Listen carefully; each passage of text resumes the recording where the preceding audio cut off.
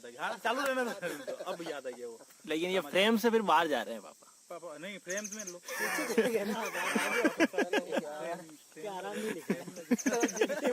आराम ही नहीं है। जब आप यंगस्टर थे उस दौर में क्या कर रहे थे? कैसी आपकी टोली थी? क्या क्या आप लोगों ने काम किए?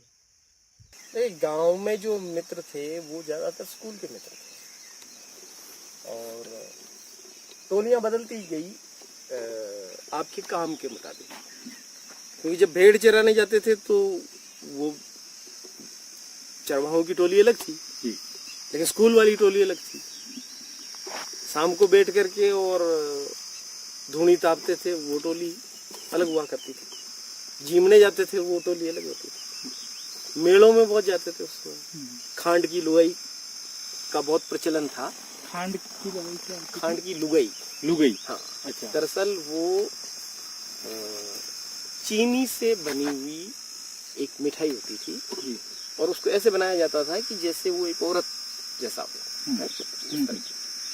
तो बहुत पॉपुलर चीज होती थी कि भाई मेले से खांड की लुगाई लानी। तो इधर देव नारायण का एक मेला भरता था, हरियाली अमावस्या पे झरना महादेव का मेला भरता था। तो मेले में जाना, मेले में फिर पकौड़ियाँ आती थी। यूँ आम तो पकौड़ियाँ थी नहीं थी उस समय, मेले में ही आती थी। डॉलर चलता था, उस पे बैठना है और पता नहीं और भी तरह तरह के सब प्रकार की चीजें वहाँ पर आती थी और इतनी भीड़ भड़का। तो हर एक चीज की अलग टोली थी कि भाई मेले वाली टोली अलग है। वो मेले वाली टोली का आपकी भेड़ चराने वाली टोली से कोई लेन देना नहीं है और इन दोनों टोलियों का आपकी स्कूल की टोली से कोई मतलब नहीं। लेकिन कुछ मित्र थे जो स्कूल में भी थे, गांव में भी थे, बाकी चीजों में भी चलते थे। आरएसएस में गए तब भी थे। उसमें वही मित्र थे सत्यनारायण जाट और जो मैंने नाम लिए वो तमाम साथी थे। और ये टोलियां वक्त के साथ बदलती गई। फिर जब भीलवाड़ा पहुंचे तो वहाँ टोली बदल गई। वहाँ कई अच्छे मित्र लोग मिले। राजू जैंगीर, जो राज जैंगीर है, और अमित बागवान, योगेंद्र सिंह पवार, मंडल के हमारे बहुत अजीज मित्र अलाउद्दीन बेदिल साहब, आबिद हुसैन शेख, महिपाल वैष्णव, रमेश बूलिया, जाकिर हुसैन शेख, ये तमाम वो लोग थे जो वक्त के साथ मिलते रहे। छात्र राजनीति के अलग यार दोस्त थे, कवि सम्मेलनों के अलग थे। जमालुद्दीन जौहर, उदयलाल उजाला, अजीज जख्मी, ये सब, मुराद मेवाड़ी, इस साल उनका इंतकाल हो गया। एक दाड़म चंद दाड़म हास्य कवि आते थे उदयपुर से, कुछ कवियत्रियां भी आती थी। तो ये समय समय के साथ बदला। ऐसा कोई शाश्वत मित्र या मित्रता या टोली नहीं रही, क्योंकि जगह बहुत बदल गई, चीजें बहुत बदल गई। अभी जो गांव की टोली है उसमें एक आध साथी की डेथ के बाद बाकी जो बचे हुए हैं उनमें से एक बहुत एक दूरी जैसा हो गया। वक्त के साथ भी हो गया और विचारों के साथ भी हो गया। और उनको वो जिन ऑक्यूपेशन में है और मैं जिस काम में हूँ उसकी वजह से भी बहुत कभी कभार मिलते हैं, चाय पानी पीते हैं, अच्छी बातें करते हैं। लेकिन वो जो एक सखा वाला होता है, आप जिनको कहते हैं कि मेरे बचपन के दोस्त हैं और हमने बहुत बचपन में शरारतें की या बहुत यादें हैं, ऐसा कुछ मेरे साथ नहीं रहा। मेरे में अजीब सी निर्लिप्तता और निर्मोहीपन भी रहा कि मुझे बहुत ऐसा दुख नहीं हुआ कि भाई यार दोस्त मिले और फिर भी छुड़ गए यार। तो मैं तो एक्सेप्ट करता गया कि भाई हाँ, लोग आएंगे, लोग मिलेंगे और नए नए लोग मिलते जाएंगे। तो बाद में पत्रकारिता के अपने दोस्त रहे, सामाजिक क्षेत्र के अपने दोस्त रहे, लेकिन मुझे लगता है 2000 के बाद फिर कुछ मित्र बने जो लंबे समय तक फिर चल पाए। तो मैं सोचता हूँ कि इसमें जैसे हीरालाल जी, हीर जी आए, उसमें आप आए, राकेश जी आए, जिनके साथ लंबा बीता एक समय। नहीं तो बाकी के साथ ये था कि कोई पंचवर्षीय योजना में नहीं टिका। ज्यादातर मेरी दोस्तियां तो 1-1.5 साल में समाप्त हो जाती, और बहुत अच्छे दोस्त रहते हैं, उनमें से ज्यादातर बहुत अच्छे दुश्मन बन जाते हैं। तो दुश्मनों की फहरिस्त ज्यादा लंबी, और वो शाश्वत है। वो उनका दुश्मनी वाला स्टेटस जो है वो नहीं बदलता है। लेकिन मुझे लगता है कि हम ये दोस्त और दुश्मन तमाम लोग मिलकर के ही हमारे व्यक्तित्व को बनाते हैं। तो मैं तो बहुत सबके प्रति आभार प्रकट करता हूँ कि चलो मिले और हमने सीखा और जो भी हुआ। ऐसा कोई किस्सा भी है जिसमें बहुत दुश्मनी से दोस्ती तक का, या कोई बिल्कुल एकदम विपरीत विचारधारा और फिर दोस्तियां बन गई? ऐसे भी कुछ लोग मिले जो अलग अलग विचारधाराओं के थे, और मुझे लगता है कि कई विचारों के लोगों के साथ ही मेरा जीवन चला, और मेरे लिए ये बहुत अच्छा था, क्योंकि मैं भले ही एक विचार रखता हूँ, मेरी अपनी विचारधारा है, लेकिन मुझे क्योंकि इस सफ़र में इतनी विचारधाराओं के लोगों से मुलाकात हुई, जिसकी वजह से मुझे समझ में आया कि आप बहुत सारी विचारधाराओं का आदर करते हुए बहुत सारे लोगों के साथ आगे बढ़ सकते हैं। और शायद इन्हीं वजहों ने मुझे खुद को कट्टर बनने से रोक दिया। नहीं तो मैं एक किस्म का फिदाई नहीं व्यक्ति होता। आप उसको आत्म बलिदानी कह लीजिए, अच्छा लगता है कहने में, लेकिन अंत में तो बिल्कुल मानव बम होने जैसा ही है। तो वो नहीं बना, क्योंकि मैं तरह तरह की विचारधारा के लोगों से, और आज भी अलग अलग विचारधाराओं के लोगों के साथ मुझे कोई प्रॉब्लम नहीं। मुझे मालूम है कि मैं उनको शायद कन्वर्ट नहीं कर सकता, और उनको भी मालूम है कि वो मुझे परिवर्तित नहीं कर सकते। हम अपनी विचारधाराओं के साथ जिएंगे, लेकिन देखिए दोस्ती तो एक अलग चीज़ है। और ऐसे कई लोग हैं जो एकदम नास्तिक हैं, एकदम आस्तिक हैं, सेमी नास्तिक सेमी आस्तिक हैं। अभी भी ऐसे लोग हैं जिनका जुड़ाव आरएसएस से है। कुछ ऐसे भी लोग हैं जो धुरवाम पंथ में हैं, कोई सामाजिक काम में है, तो कोई और कामों में है, नहीं कोई बिजनेस में है। तो दोस्तियां तो लोगों से बनी, और मुझे लगता है कि पर उसमें ऐसी दोस्तियां कुछ भी नहीं है जहां ऐसा लगता हो कि भाई आपका दिल फट जाएगा अगर ये नहीं। तो वो दिलो दिमाग पर आपके जो छा जाने वाले मित्र होते हैं, जिनके बिना आप रह नहीं पाते हैं, ऐसी शायद कोई मित्रता, विचारधाराओं का आपके सवाल के मैं ये सोचता हूँ कि ऐसा कुछ नहीं है कि भाई उनके बिना अब नहीं रह पा रहे। तो शायद मैंने बहुत रिश्ते बनाने में दिल का उपयोग ज़्यादा नहीं किया। मेरा दिमागी तौर पे ही मैं ज़्यादा सचेत रहा, और ज़्यादातर वैचारिकी के रिश्ते हैं, और आपकी वैचारिकी के रिश्ते दिल के नहीं हो सकते। दिल के रिश्ते तो संवेदना के रिश्ते हैं, और हो सकता है कि वो रिश्ते ज़्यादातर विपरीत लैंगिक हों, क्योंकि यहाँ मेरी तो ज़्यादातर मित्रताएं जो रही वो पुरुषों के साथ रही, काम भी पुरुषों के साथ रहा।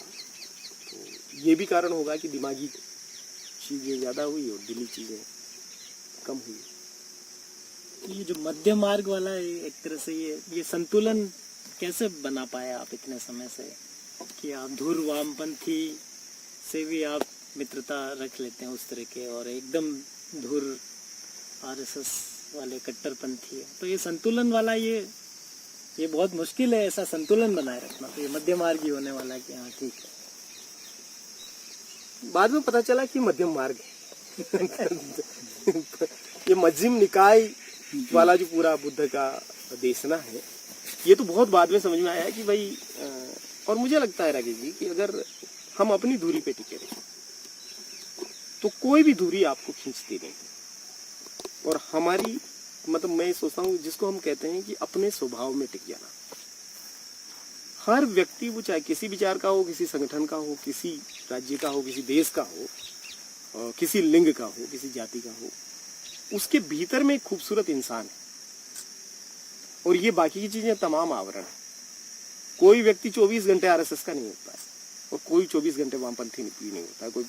कोई भी व्यक्ति, कोई भी जाति का व्यक्ति, वो शायद जाति महासभा में जिस समय खड़ा होकर के अपनी जाति की प्राइड के साथ बात करता होगा, उस समय उसका जाति का तत्व बहुत सघन होता होगा, लेकिन शायद वो नीचे उतरने के बाद एक इंसान है।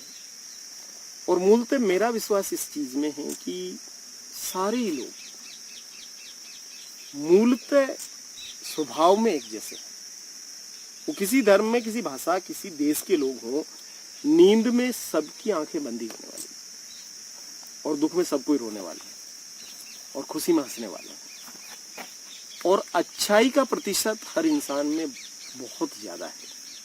तो शायद मैं जब लोगों से मिलता हूँ तो मुझे आकर्षित करती है उनकी अच्छाई वाली चीज, कि उनमें क्या चीज है जो बहुत बहुत अच्छा है। तो उस वजह से दोस्तियां मेरी टिकी रह जाती है। कुछ कुछ टूट जाती है, लेकिन ज्यादातर दोस्तियां इसलिए टिक गई। और मध्यम मार्ग का अपना एक आनंद है, क्योंकि जब आप अति पे जीते हैं, उस अति पर बने रहने के लिए और अति करनी पड़ती है। आपको ज्यादा कट्टर होना पड़ता है, ज्यादा नफरत करनी पड़ती है। मैंने इन सारी चीजों की इस यात्रा के दौरान ही पाया कि किसी और से नफरत करना, किसी और से घृणा करना खुद को इतना नुकसान पहुंचाता है जितना शायद सामने वालों को पहुंचाता नहीं। उसको तो शायद पता भी नहीं होगा कि आप उससे कितनी नफरत करते हैं, लेकिन उसके लिए जो खुद को जलाना पड़ता है। तो ये सब चीजों की वजह से इस नतीजे पे आ गए कि भैया प्रेम से रहो तो बढ़िया बात है, और जिनके साथ भी रहो अच्छे से रहो। तो ये संतुलन का मार्ग तो ऐसे बन गया। और चूंकि फिर इतना कुछ पढ़ा, इतना कुछ किए जानी, इतनी विचारधाराओं में थपेड़े खाते रहे कि इधर से उधर, इधर से उधर, तो उन सब चीजों ने भी एक ऐसी जगह पे लाके खड़ा कर दिया कि जहाँ कुछ भी बात कहते वक्त ये सोचते हैं कि शायद हमारा विरोधी भी सही हो सकता है, उसकी बात भी सही हो सकती है, उसको सुना जाना चाहिए। ये जो पहले एक असर्सन था कि अपनी बात को असर्ट करना कि मैं जो कह रहा हूँ वही ठीक है, तुम कुछ भी नहीं जानते। बाद में पता चला कि मैं खुद कुछ भी ज्यादा जानता नहीं हूँ, हो सकता है कि सामने वाला ठीक ही कह रहा हूँ। तो ये जो स्वीकार भाव आया, इसने भी मध्यम मार्ग पर बनाए रखने में मदद की। इसको किसी इंसिडेंट से समझा सकते हैं क्या? जो आप कह रहे हैं कि कोई भी बात, कोई विरोधी जो कह रहा है तो वो ठीक हो सकती है, ठीक है, ये कभी इसका कोई एक उदाहरण है आपके पास? देखिए, मैंने कुछ सालों से एक संवाद करने का प्रक्रिया चला। पहले मैं विवाद करने में बहुत रुचि रखता था। मुझे लगता था कि मैं जो कह रहा हूँ वही ठीक है, मेरा विचार ही ठीक है। बाद में मुझे समझ में आया कि दूसरा जो कह रहा है वो भी तो एक विचार है ना। मेरी अपनी पीड़ा हो सकती है, दूसरे की भी अपनी पीड़ा हो सकती है। तो मैं आपको ऐसे समझा सकता हूँ कि आरक्षण एक बड़ा मुद्दा है इस देश में, और स्वाभाविक रूप से एक अम्बेडकराइट स्कॉलर होने के नाते मैं आरक्षण का समर्थक हूँ। लेकिन आरक्षण के विरोध में जो लोग हैं, क्या मैं उनको दूसरे देश की दुश्मन सेना मानूं, या मैं ये मानूं कि वो मेरे देश के नागरिक हैं मेरी तरह, और भारत का संविधान उनको भी उतनी आजादी देता है जितनी मुझे देता है अपनी बात कहने की।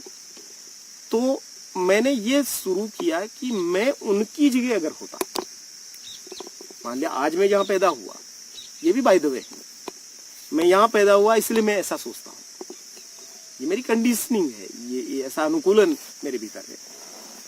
अगर मैं कहीं और पैदा हो जाता तो हो सकता है मैं आरक्षण विरोधी व्यक्ति होता, और तब मेरे तर्क को आज जो वो लोग तर्क कर रहे हैं जिनको मैं बिल्कुल डिनाई कर रहा हूं, वो तर्क मैं भी दे रहा होता। तो क्या मैं दूसरे जैसा होकर के सोच सकता हूं? और इस प्रक्रिया ने मुझे बहुत सिखाया है, सीखने को मौका दिया। मैं सोचता हूँ कि मैं टोपी नहीं पहनता, मैं नमाज नहीं पढ़ता, लेकिन टोपी पहनने वाले, नमाज पढ़ने वाले, मस्जिद में जाने वाले जो लोग हैं, उनके अपने क्या दुख दर्द है। मैं साधु संत नहीं हूँ, मैं सवर्ण नहीं हूँ, और मैं उन परिवारों में पैदा नहीं हुआ जो इस देश में अपर कास्ट कहे जाते हैं, लेकिन उनके अपने भी मान्यताएं हैं, उनके अपने बिलीफ हैं, उनकी अपनी एक जीवन शैली है, और उसमें बहुत खूबसूरत लोग भी हैं। तो क्या उसमें से मुट्ठी भर जो लोग गलत करते हैं, वो दलितों में भी करते हैं, वो सवर्णों में भी करते हैं, वो मुसलमानों में भी करते हैं, ईसाइयों में भी करते हैं, उनकी वजह से उस पूरे समुदाय को देखूं, या मैं उस समाज की जो खूबसूरती है ज़्यादा, उनकी चीज़ों को देखूं। तो हमने संवाद करना शुरू किया। ऐसी जगहों पे गया मैं जहाँ ऐसे यूनिवर्सिटीज़ में, इंस्टीट्यूशंस में गया जहाँ बिल्कुल भिन्न विचार के लोग थे, और मैंने तय किया कि मैं अपने से अलहदा विचार रखने वाले लोगों के बीच में जाऊंगा और उनके साथ बात करूंगा, उनकी बात सुनूंगा और उनको अपनी बात कहूंगा। और आपको आश्चर्य होगा कि इस प्रक्रिया से बहुत अच्छी चीजें निकली, एक ब्रिज बना हमारे समझने की। और मुझे आज भी लगता है कि हर समस्या का अंत संवाद से होगा, बातचीत से होगा। कोई शास्त्र, कोई भी चीज नहीं समस्याओं का अंत कर सकती है अगर आप बात नहीं करेंगे, अगर आप लोगों को सुनेंगे नहीं। आपको कौन सुनेगा अगर आप लोगों को नहीं सुनते हैं? तो मैं ऐसे खूब सारी जगहों पे गया जहां दूर विरोधी विचार के लोग हैं, और इससे मेरे अंदर वो कॉन्फिडेंस आया कि अब बिल्कुल विपरीत वाले जो लोग हैं, दुश्मनों की सभा में, सोकाल्ड दुश्मन, उनकी सभा में जाकर के मैं अपनी बात कर सकता हूँ और धैर्य के साथ उनकी बात को सुन सकता हूँ। स्वीकारना नहीं स्वीकारना एक अलग विषय है, मैं उनकी बात स्वीकारूँ नहीं कि स्वीकारूँ, वो मेरी नहीं स्वीकार है, लेकिन बात हो सकती है। और अगर बात हो सकती है, मुलाकात हो सकती है, तो चीजें बदल सकती है। और मेरे ख्याल से यही मध्यम निकाय है। अब वो जो खींचतान थी, वो जब से कम हुई, मेरे भीतर का द्वंद्व भी कम हुआ। नहीं तो इतना टेंस हो जाती थी चीजें। अब वो संतुलन बाहर ही आता है, ऐसा नहीं है, वो आपके जीवन में भी आ जाता है, आपके भीतर में भी आ जाता है। तो अच्छा लग रहा है कुल मिलाकर के ये जो मार्ग है। और ये मार्ग किस गति से, क्योंकि इस मार्ग को तो एक तरीके से देखें कि वातावरण ठीक रखने के लिए ये बहुत जरूरी और बहुत महत्वपूर्ण लग रहा है। तो ऐसे में ये इसका फैलाव कितना हो रहा है, कितना मजबूती से आगे बढ़ रहा है, ऐसे ग्रुप कितने तैयार हो रहे हैं, लोग कितना इसको जुड़ रहे हैं, या आगे बढ़ाने के लिए क्या क्या प्रयास चल रहे हैं? ये देखिए, बहुत ज़्यादा व्यवस्थित रूप से ये चीज़ें नहीं हो रही है। कोई नियोजित इसके लिए कोई संगठन काम नहीं कर रहे हैं। इस देश में नफरत फैलाने की फैक्ट्रीज बहुत है, मोहब्बत फैलाने की चीज़ें बहुत कम है। ये सारे एफर्ट इंडिविजुअल हैं। अभी इनको सामुदायिक होना बाकी है। इनमें एक सामूहिकता, एक कलेक्टिवनेस जो होना चाहिए, ये जन के प्रयास, ये जन आंदोलन के प्रयास बने, ये अभी होना बाकी है। क्योंकि ज़्यादातर लोग जिस किस्म की कंडीशनिंग से आते हैं, वो ये मान लेते हैं कि वही उनके जीवन का सत्य। अगर मैं यहाँ पैदा हुआ, इन परिस्थितियों में पैदा हुआ, मैंने इन किताबों को पढ़ा, इन विचारों को जाना, और मैं ऐसे जिया, और मेरे अपने लोग ऐसी बात करते हैं, तो फिर मुझे ऐसी बात करनी चाहिए। इसके अलावा लोगों को कोई रास्ता नहीं लगता। लोग डी कास्ट होने की, डी क्लास होने की, जो विचारों का एक पूरा दिमाग में कचरा सा भरा हुआ है, उसको निकाल करके नए विचार भरने की जो जहमत उठानी चाहिए, जो रिस्क उठानी चाहिए, जो जोखिम उठाना चाहिए, उसके लिए तैयार नहीं होते हैं। लोग यथास्थिति में जीते हैं कि हाँ भाई ठीक से जीवन चल रहा है ना यार, ठीक है, हम ब्राह्मण पैदा हो गए तो हम आरक्षण के खिलाफ बात करेंगे, दलित पैदा हो गए तो आरक्षण के पक्ष में बात करेंगे, मुसलमान पैदा हो गए तो बस नमाज पढ़ते रहेंगे, हिंदू पैदा हो गए तो आरती करते रहेंगे। अब इसमें कुछ करना नहीं पड़ता ना आपको जहां कुछ नहीं करना पड़ता है वहां आप आराम से रहते हैं। आप जैसे ही इस यथास्थिति को तोड़ते हैं, सारी जिम्मेदारी आपकी। मैं आस्तिक हूं तो मैं सब कामों के लिए भगवान को जिम्मेदार ठहरा सकता हूं। मेरे घर में बुरा हो तब भी और अच्छा हो तब भी, क्योंकि उसके लिए कोई एफर्ट करने की जरूरत नहीं पड़ती है। बस आप श्रद्धा से आंखें मूंद लीजिए, ताली बजाइए, भजन कीजिए। लेकिन जब आप ये घोषणा करते हैं कि मैं आस्तिक नहीं हूं, और जिसको श्रेय देना है या जिस पर आरोप लगाना है वो आपके बीच से गायब हो गया ईश्वर, तब वो सब कुछ आपके माथे आता है। फिर जो कुछ भी हो रहा है उसके लिए मैं जिम्मेदार हूं, और अगर मैं जिम्मेदार हूं तो फिर मेरा मस्तिष्क गर्म होगा, फिर मुझे सोचना पड़ेगा। तो मेरा ये मानना है कि हम जहां पैदा हुए और जो विचार हमको मिले उसमें हमने क्या कमाया, ये तो सब कुछ उधार का है या हमको मिला हुआ है। हमने तो ये कमाया होना चाहिए कि हम जहां हैं, जिस परिस्थिति में हैं, वहां से बाहर निकल करके हमने क्या किया।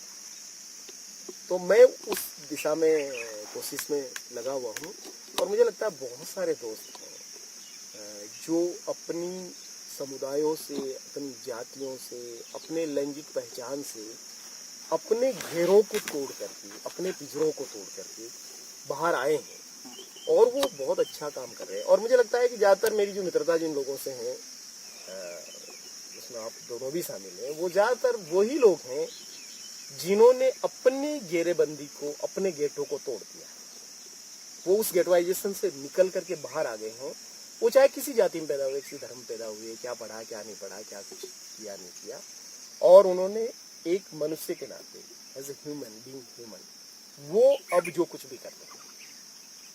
तो इसलिए मुझे लगता है कि दुनिया खूबसूरत लगती है आपको, आप अगर कुछ बदलाव करते हैं तो। और जो यथास्थिति में है, लोग पैदा होते हैं, जीते हैं, खाते हैं और मर जाते हैं। मुझे लगता है कि उसमें से कुछ लोग होते हैं जो नहीं करते हैं ये सारी चीजें, और ऐसे बहुत सारे साथी मुझे मिलते रहते हैं। पूरा एक लंबा सफर रहा है आपका, लेखन, उसके बाद कई तरह के आंदोलनों से जुड़ाव, और भी बहुत सारी चीज़ों में आप व्यस्त रहे हैं।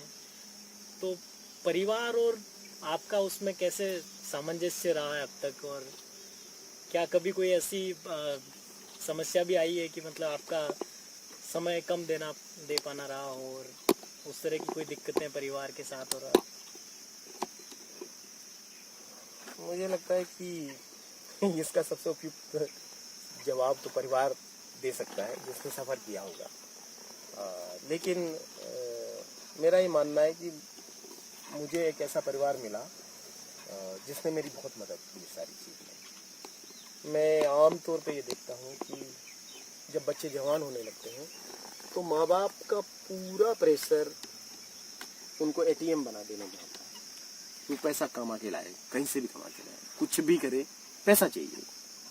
मेरे माता पिता, ये मेरा संयोग रहा, ये बहुत अच्छी बात रही कि उन्होंने कभी मुझसे आज तक ये नहीं कहा कि पैसा कहाँ से ला रहा है, मतलब कमा और ला के हमको दे।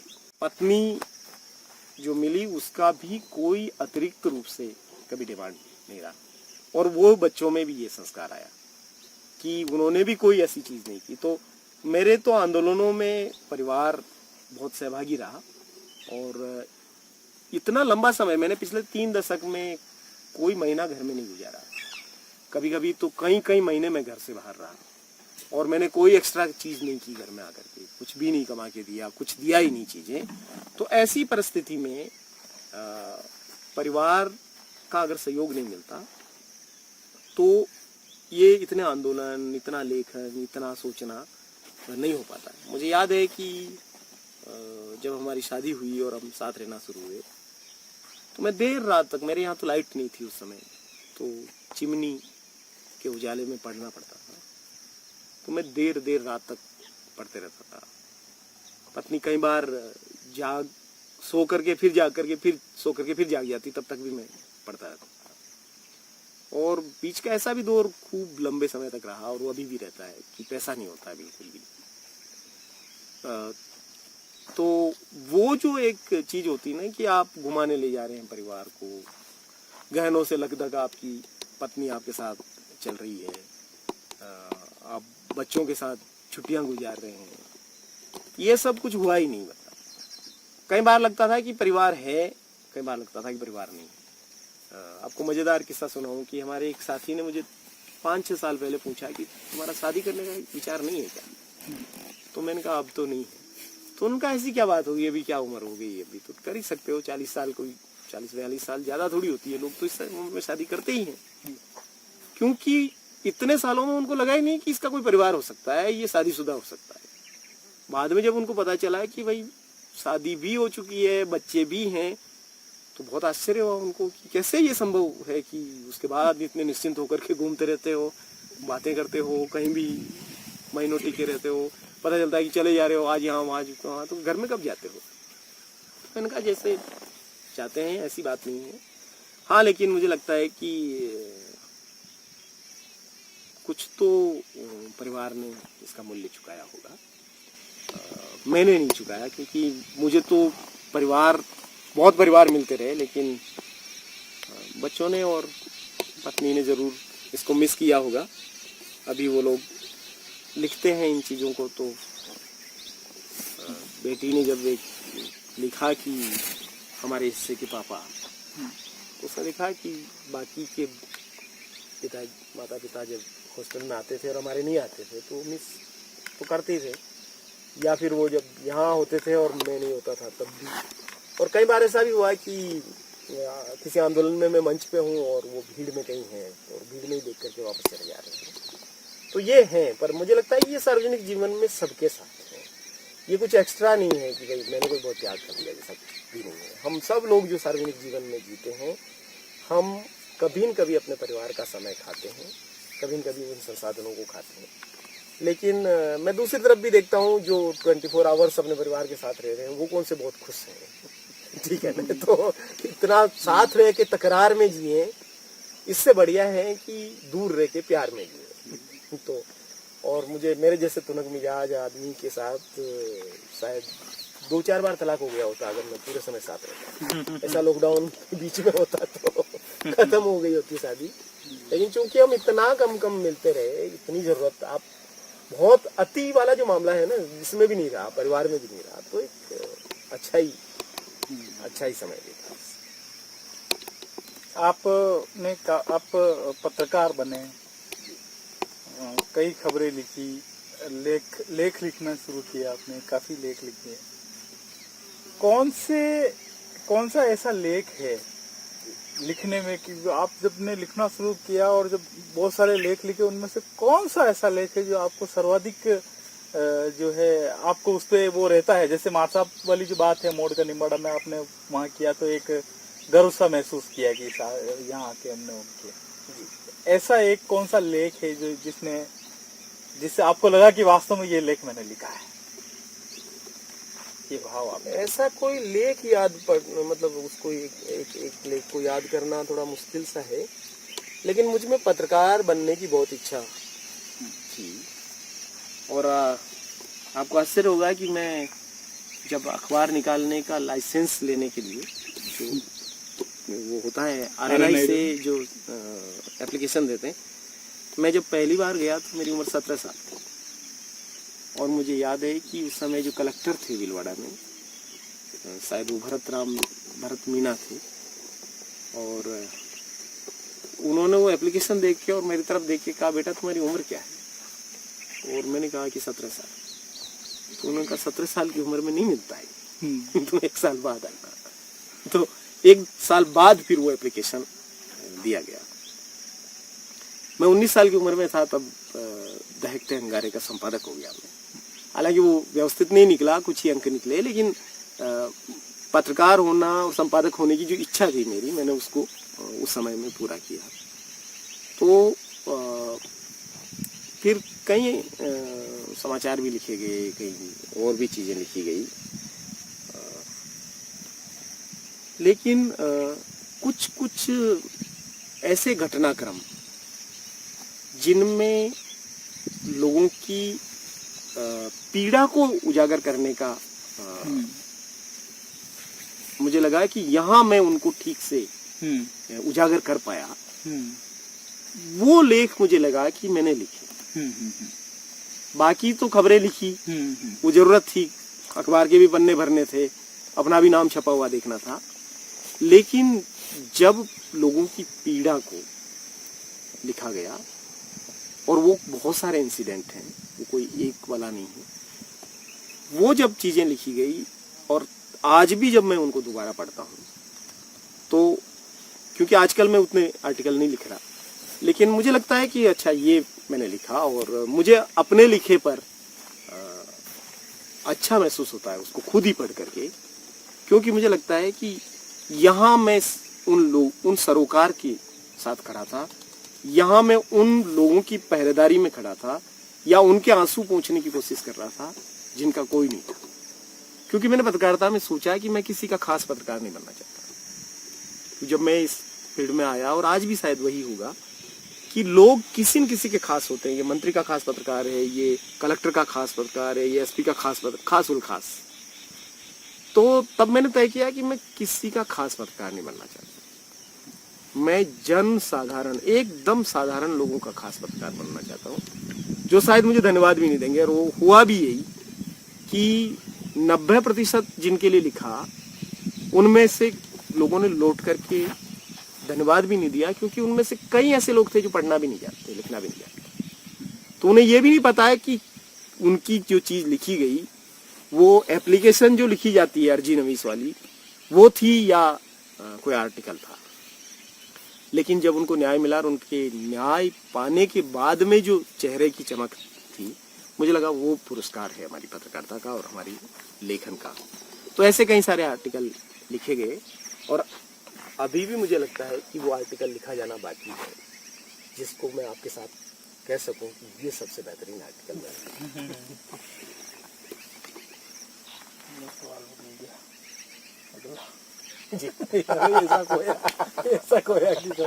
लेखन में चाहे खबरें लिखने का बात हो, चाहे लेख लिखने की बात हो, हमेशा हम देखते हैं कि अलग अलग बीट पत्रकारिता में भी अलग अलग बीट पे लिखते हैं लोग। पॉलिटिकल मुद्दों पे लिखते हैं, कोई सामाजिक इश्यूज पे लिखते हैं, कोई विशेष चीज़ों पे लिखते हैं, बॉलीवुड को कवर करते हैं।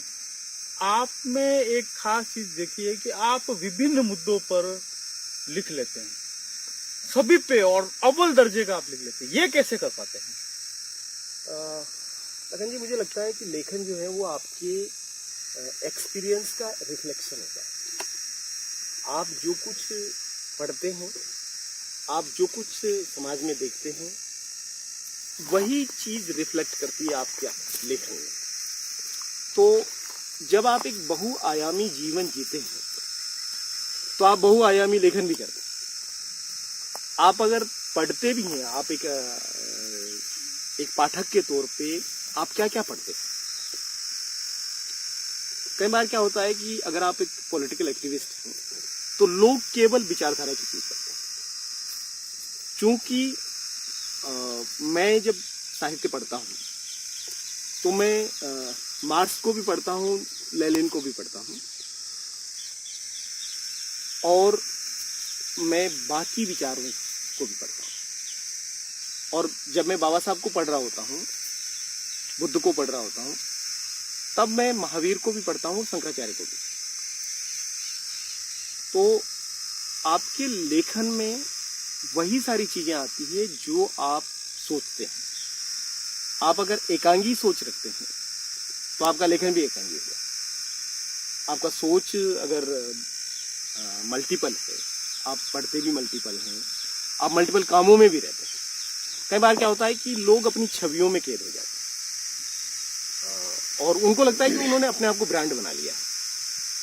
तो जैसे अगर फिल्म में कोई विलेन है, तो वो खलनायक के रोल ही करेगा, और आप दर्शक भी सोचते हैं कि अरे ये खलनायक हास्य कलाकार के रूप में कैसे दिख रहा है। तो हम सब लोग अपनी जिंदगी की फिल्म के खलनायक बन गए, और हम अपने खांचों में फिट हैं। हमको लगता है कि नहीं, मैं तो पत्रकार हूँ, और कौन से वाला, वही वाला पत्रकार हूँ, अपराध जगत का पत्रकार हूँ, या मैं सामाजिक सरोकार की बीट देखता हूँ, तो मैं ये वाला जर्नलिस्ट हूँ। मुझे लगता है कि एक इंसान की जिंदगी विविध आयामी है। हर व्यक्ति, आप हम खास हैं ऐसा कुछ भी नहीं है। हर व्यक्ति, मैं तो ये कह रहा हूँ कि जो बकरी चराने वाला इंसान है, वो सुबह से लगा करके शाम तक सोता है, उसकी 24 घंटे की जिंदगी को अगर आप लिखें, तो वो भी बहुत डाइवर्स जिंदगी जीता है। कि सुबह उठने के लगा के वो अपना बीड़ी पी रहा है, तब वो अपना खाना बना रहा था, वो अपनी बकरी खोल रहा था, बकरी को कौन से मैदान में ले जा रहा है, वो क्या खा रही हैं, वापस लौट रही हैं।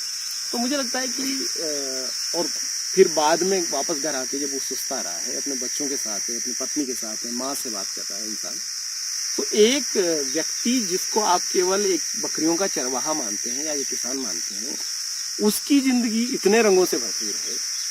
तो जब आप सोचने विचारने वाले इंसान हैं, आप पढ़ने लिखने वाले इंसान हैं, तो आपकी जिंदगी तो और ज्यादा डाइवर्स।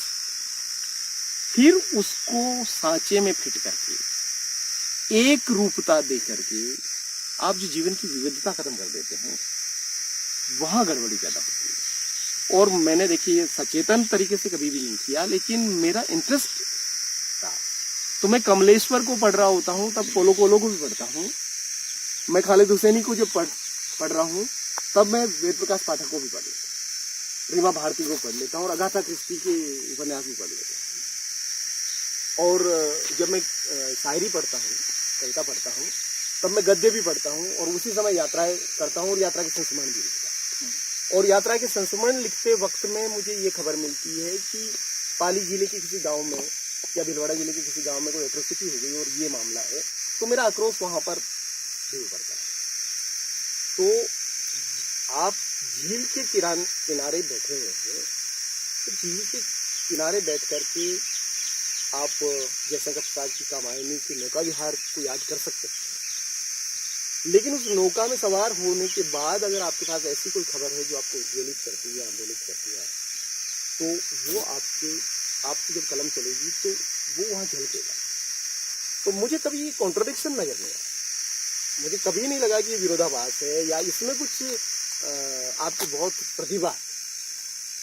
मेरा ये मानना है कि जैसा जीवन आप जीते हैं वैसा ही आपका चिंतन होता है, और जो आपका चिंतन होता है, जो आपके जीवन के अनुभव होते हैं, वही आपका लेखन में आता है, वही आपके शब्द होते हैं, वही आप और कई बार आपको भी लगता होगा कि आपके पाठक आपको कई बार कहते होंगे कि जब वो आपको पढ़ते हैं तो उनको लगता है कि इस कागज में आपका चेहरा दिख रहा है, वो आपको आमने सामने देख रहे हैं। और हम भी जब पढ़ते हैं, मैं भी जब लोगों को पढ़ता हूँ, मेरे प्रिय लेखकों को, तो मुझे भी ऐसा लगता है कि वो लेखक कहीं सामने बैठा है और उससे हमारी बातचीत हो रही। तो ये मुश्किल चीज़ नहीं, ये हर एक पत्रकार की जिंदगी में होना चाहिए। उसकी बीट कुछ भी हो सकती है। और मैं कहता हूँ कि प्रभास जोशी इसके शानदार उदाहरण थे, जनसत्ता की जो संपादक थे, हिंदी जगत का भीष्म पितामह जैसा व्यक्ति थे।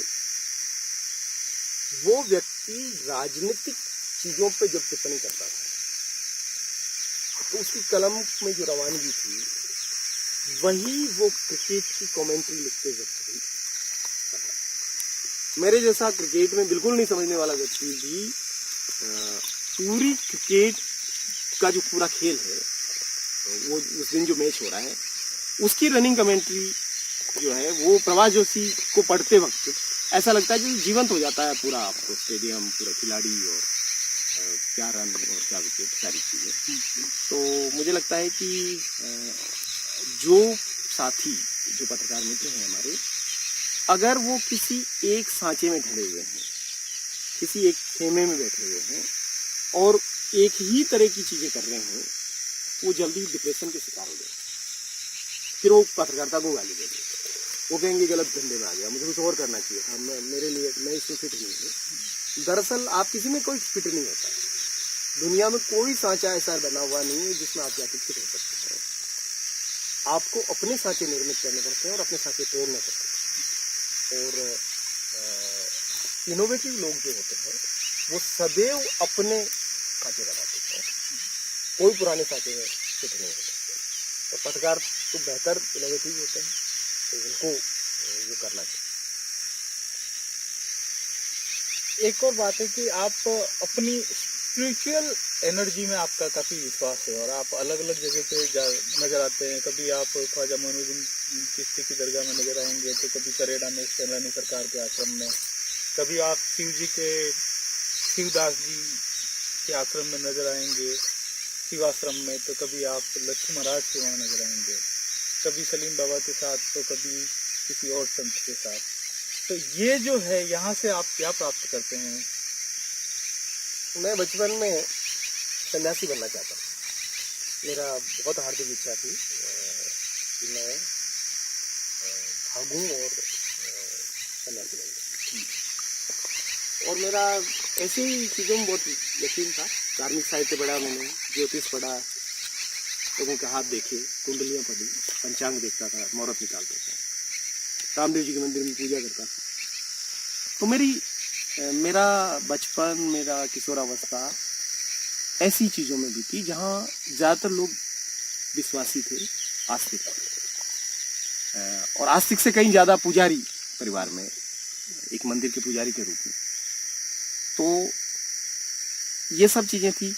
कबीर के भजन सुनते सुनते हम बड़े हुए और एक निर्गुण का, एक श्रवण की पूरी विचार का पूरा माहौल चारों तरफ रहा।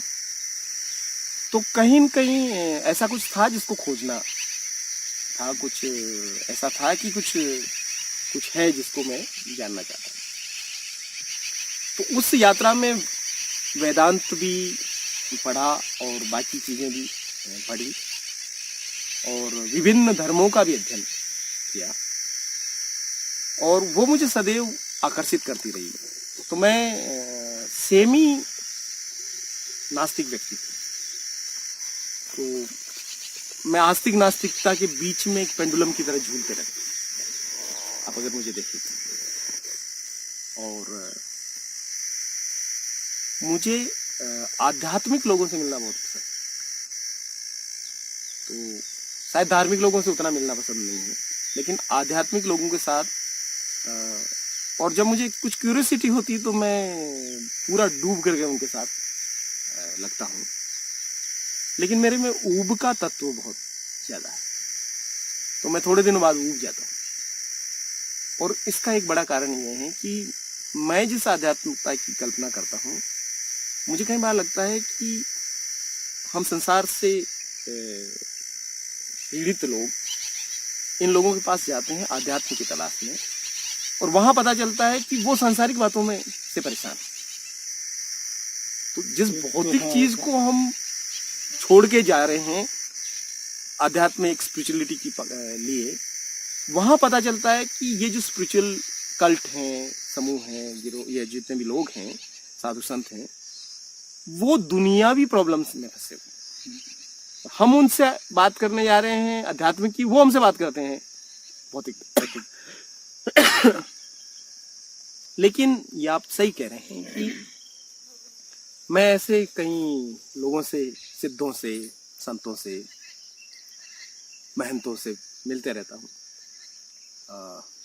और इस यात्रा में बहुत मजेदार अनुभव भी होते हैं। नोट बनाने वाले लोग भी मिल जाते हैं, सोना बनाने वाले भी मिल जाते हैं, पानी को दारू बनाने वाली बातें करने वाले भी मिल जाते हैं और लोगों को ठीक करने वाले लोग भी मिलते हैं, तांत्रिक भी, मांत्रिक भी, अघोरी भी, ये सब लोग। और यही जीवन भी, क्योंकि हम एक ऐसे समाज में रहते हैं जहाँ ऐसा ही समाज, और मेरी परवरिश और पैदाइश और बाकी का जो पालन पोषण है वो पूरी तरीके से एक आध्यात्मिक धार्मिक परिवार में हुआ। तो आज जब मैंने बाद में तर्क को समझा, विज्ञान को समझा, तब तक शायद बहुत देर हो चुकी।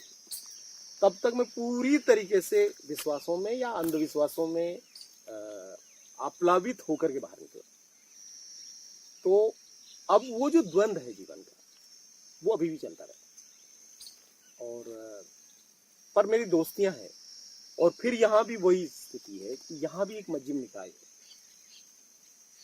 क्योंकि घनघोर नास्तिकों के साथ मैंने काम किया जो राम राम का जवाब ही नहीं देते। राम राम ऐसे करते हैं, आप अगर उनको कहो राम राम, वो कहेंगे यानी कि उनको उस स्तर तक नास्तिकता है। और ऐसे लोगों के साथ भी रहा जिनको शाम की रोटी खाने से पहले अपनी माला जपनी है, और वो जो भी जपते हैं, एकदम अगरबत्ती मूर्ति और 16 श्रृंगार करने वाले मूर्तियों के वो लोग भी, और एकदम मूर्ति पूजा के खिलाफ भी लोग, पत्थर पूजे, हरि बोले, वो कहने वाले भी। लेकिन जीवन ऐसा ही, और सबका जीवन ऐसा ही है, घनघोर नास्तिक का भी और घनघोर आस्तिक का। और मैं आपको कह रहा हूं कि घनघोर नास्तिक से ज्यादा आस्तिक कोई भी नहीं।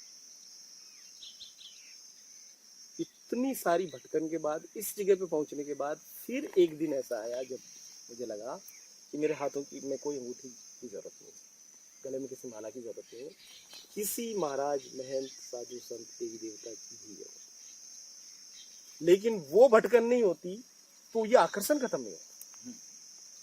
ये आकर्षण खत्म हो गया उस अपेक्षा के खत्म होने के साथ। और मैं आपको ईमानदारी से कहूं तो वो सारी भटकन के पीछे एक फियर था, एक डर और एक लालच था, कुछ पाने का, कुछ नहीं। बाद में जब समाप्त हुआ तो रिश्ते अभी भी वैसे हैं। अभी भी सलिम बाबा के साथ वैसा ही रिश्ता रहेगा। अभी भी उत्सव में जाऊंगा, अभी भी विभिन्न आश्रमों में जाएंगे, कबीर सत्संग में जाएंगे, फलाह सिंह की पुकारियाँ को भी सुनेंगे, मुख्तार अली को भी सुनेंगे, आबिदा परवीन को भी सुनेंगे। लेकिन लगता है कि अब पॉल रॉबसन को सुनते हुए और कबीर को सुनते हुए क्या फर्क है। ओल्ड मैन रिवर सुनो, चाहे आप कबीर का उलटबासी सुनो, फर्क कुछ नहीं है। अंततः आप अपने आप पे जिस दिन सबसे ज्यादा भरोसा करना सीख जाते हैं, ये जो आस्तिकता की पराकाष्ठा है कि खुद पे भरोसा करना, ये नास्तिकता का प्रवेश है। तो अब कुंडली घर में रखी हुई है, लेकिन उसको देख करके ये इच्छा नहीं होती है कि अब किसमें किसकी दशा का अंतर प्रत्यंतर चल रहा है और किसकी महादशा चल रही है या किसकी दुर्दशा चल रही है। लेकिन ये था एक वक्त और ये बहुत आकर्षित करता। मुझे लगता है कि गूढ़ चीजें जानने की जो क्यूरियोसिटी थी ना, वो मुझे विभिन्न जगहों पर ले गई। राजनीतिक दलों के लोग और राजनेता भी हमेशा आप पर नजर रखते हैं। कई बार तो लोग कोशिश भी करते हैं अपनी पार्टियों से जोड़ने की किसी न किसी प्रकार से, लेकिन हमेशा बचते नजर आते हैं। तो उस दिशा में क्यों नहीं बढ़े हैं? मुझे लगता है, मैंने बातचीत में भी कहा पहले कि मैं पॉलिटिकल ढांचे में मिसफिट पाता हूँ। मैं इसको यूं समझाऊँ आपको कि मैं कभी कभी कुछ पॉलिटिकल मित्रों के साथ दिन भर गुजारता हूँ, सुबह से लेकर शाम तक। यानी सुबह की चाय से लगा के रात की ठंडी चाय तक के जो आयोजन है, उस पूरी प्रक्रिया में मैं उनके साथ होता हूँ। और तब मैं ये देखता हूँ कि शाम होते होते मैं खाली हो जाता हूँ, एकदम रिक्तता आ जाती है। इस खालीपन को फिर से भरने के लिए बहुत सारी किताबें पढ़नी पड़ती है, बहुत सारी जगहों पे जाना पड़ता है, प्रकृति के साथ रहना पड़ता है, अच्छे लोगों से बात करनी पड़ती है। ये जो आज की राजनीति है, जिसको इलेक्ट्रोल पॉलिटिक्स कहते हैं आप, इतनी नकारात्मक हो चुकी है कि ये आपके अंदर की तमाम ऊर्जा को खींच लेती है। तो मैं कई बार सोचता हूँ कि अगर एक दिन मेरे लिए इतना मुश्किल है, तो मैं अगर एक साल इस राजनीति में रहूं तो मैं एक व्यक्ति के रूप में जिंदा रहूंगा। मैं जो हूँ, मैं जिंदा नहीं हूँ जी। तो इसलिए मैंने सोचा कि इसमें कभी नहीं जाए जी। तो अभी जो एक तरह से युवा पीढ़ी में हम देखते हैं, तो एक विचारधाराओं की एक जो लड़ाई है, हर एक अपने अपने विचारों को सही साबित करने के लिए लगा हुआ है। सब एक तरह से मतलब एक जो लड़ाई चल रही है पूरी, तो क्या देखते हैं आपकी, मतलब क्या जरूरी है? बुद्ध, अंबेडकर, कबीर, फुले, सब जो लेनिन, मार्क्स, एक तरीके से विचारधाराओं का एक जबरदस्त जो इस दौर में चल रहा है, तो युवा पीढ़ी के लिए आपका क्या संदेश है कि क्या जरूरी है या ये सब जरूरी है? देखिए, सारे संघर्ष जो है ये नासमझी का परिणाम। जिनको समझ आ गया वो इस संघर्ष से बाहर हो जाएंगे। सभ्यताओं के संघर्ष हो, चाहे विचारधाराओं के संघर्ष हो, संगठनों के संघर्ष हो, जातियों के संघर्ष हो, धर्मों के संघर्ष हो, यहाँ तक कि देशों के संघर्ष हो, ये सारे संघर्ष फर्जी और मानव निर्मित। मेरा ये मानना है कि ये जितने नाम आपने लिए बहुत खूबसूरत लोग, बुद्ध से बढ़िया साम्यवादी कोई नहीं। और मार्क्स हो चाहे कबीर हो, फुले हो, अम्बेडकर हो, इन्होंने जो बेसिक मानवता सिखाई उसको छोड़ करके हम इन महान लोगों के नाम पर जिस तरह का नफरत और जिस तरह का संघर्ष पैदा किए हुए, मुझे लगता है कि ये उस पूरी विचार को खत्म कर दिया।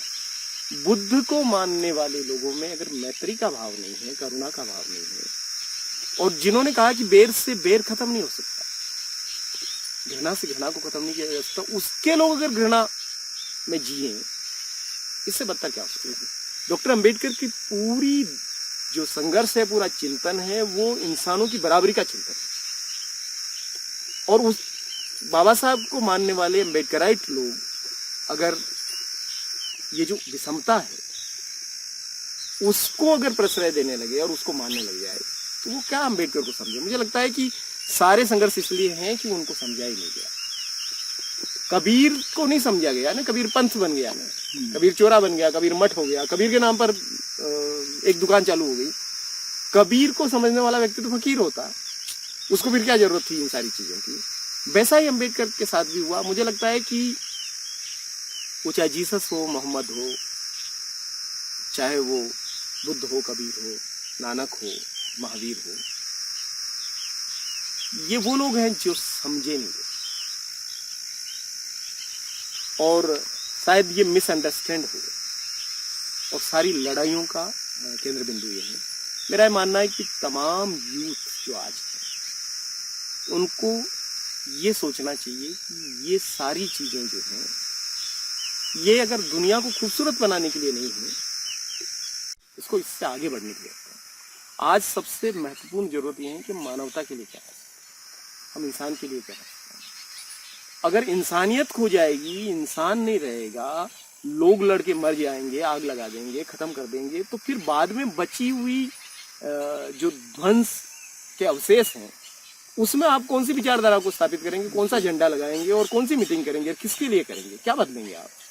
इसलिए मुझे लगता है कि हमको बेसिक चीजों पे लौटना होगा। बुनियादी तौर पे हम सब इंसान हैं।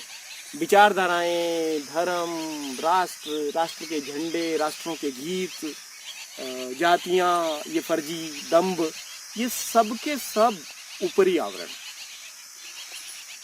क्योंकि हम यहाँ पैदा हो गए इसलिए भारत की जय बोल रहे हैं, हम पाकिस्तान में पैदा हो जाते हैं पाकिस्तान की जय बोल रहे होते हैं, हम इंग्लैंड में पैदा हो जाते हैं, हम वहाँ की बात कर रहे होते हैं, हम काले होते तो काले होने का गर्व होता, हम गोरे होते तो हमें श्वेत होने का गर्व होता। तो हमारा क्या है। और वर्तमान जितनी भी विचार है, विचारधाराएं हैं, जितनी भी चीजें हैं, अगर इनके पास समाधान होता तो दुनिया इतनी बदसूरत नहीं है। तो शायद आज जितने धर्म हैं, आज जितनी विचारधाराएं हैं, आज जितने देश हैं और जितना भी जो कुछ है, इनके पास समाधान नहीं है। इनकी वजह से ज्यादा संघर्ष है।